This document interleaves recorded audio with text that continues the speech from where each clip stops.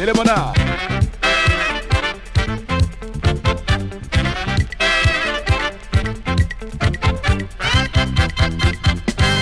Être méchant là, vous allez me vieillir d'un seul coup. Là.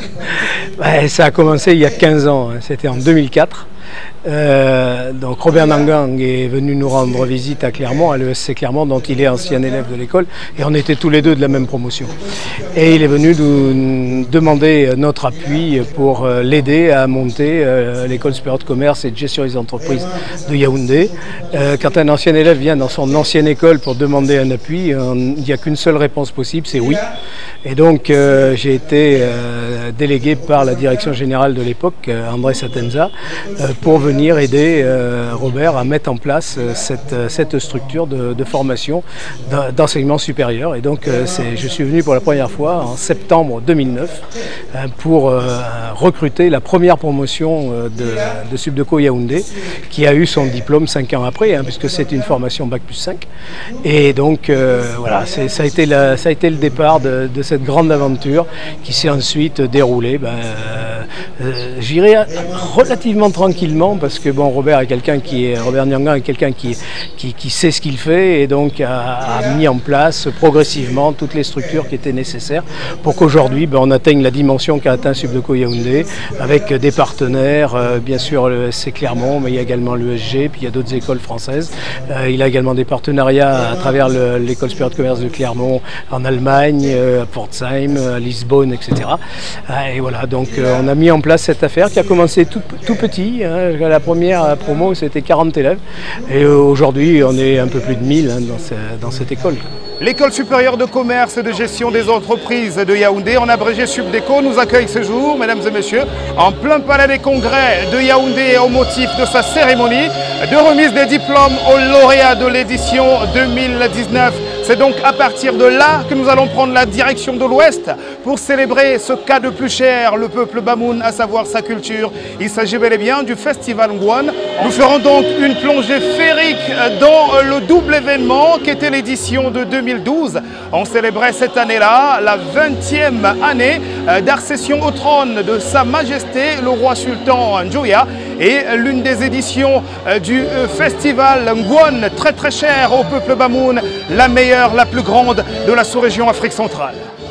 Fumban tout entier a vécu une semaine durant, du 2 au 9 décembre dernier, au rythme de son festival biennal. Cameroun Vision vous en fait ce jour le bilan. Bienvenue dans la Cité des Arts pour un périple culturel comme on n'en voit que très rarement.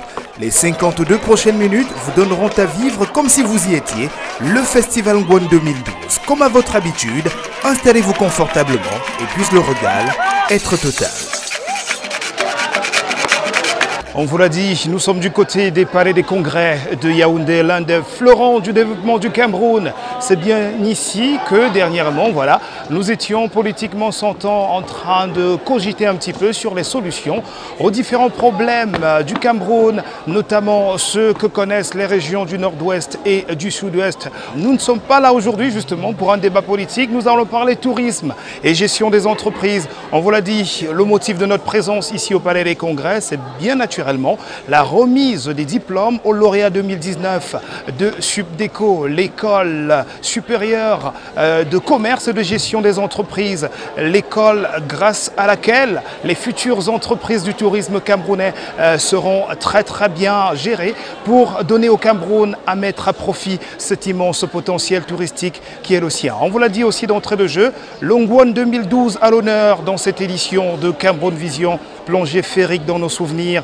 avec ce premier reportage qui nous dresse un petit peu le décor. Qu'est-ce que c'est que le Ngouane? Le doyen Jean-Vincent Chinéum, on a la réponse.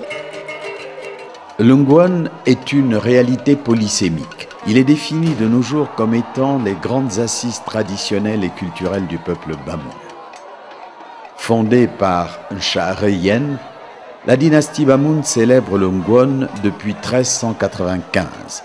Société secrète strictement réservée aux hommes, le Ngouane est aussi un tambour à friction, une danse rituelle et une cour suprême qui a le pouvoir d'interpeller le monarque dans sa gestion de la cité.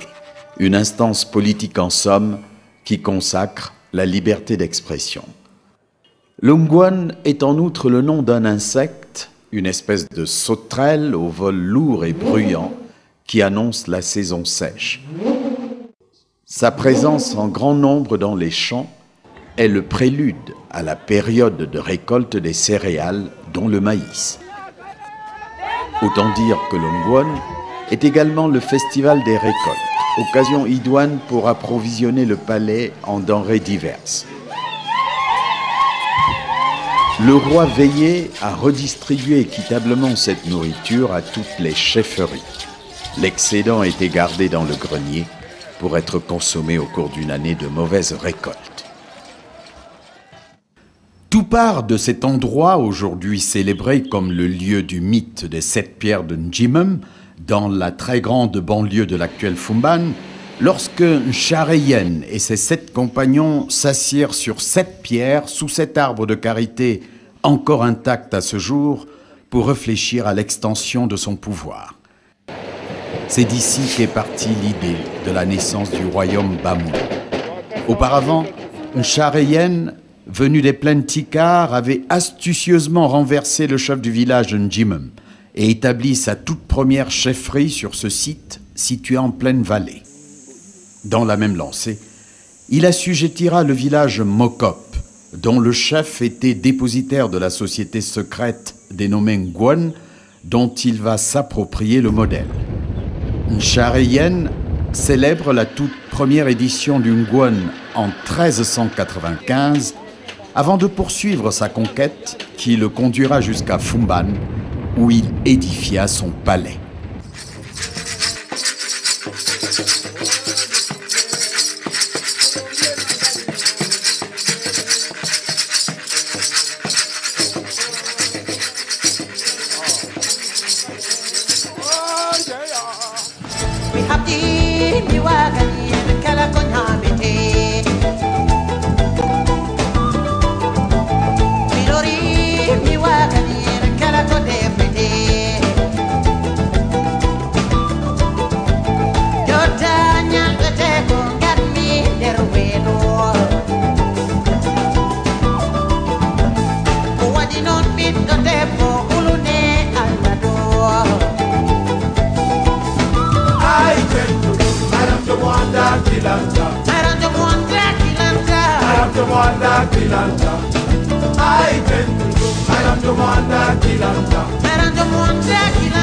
I am the one that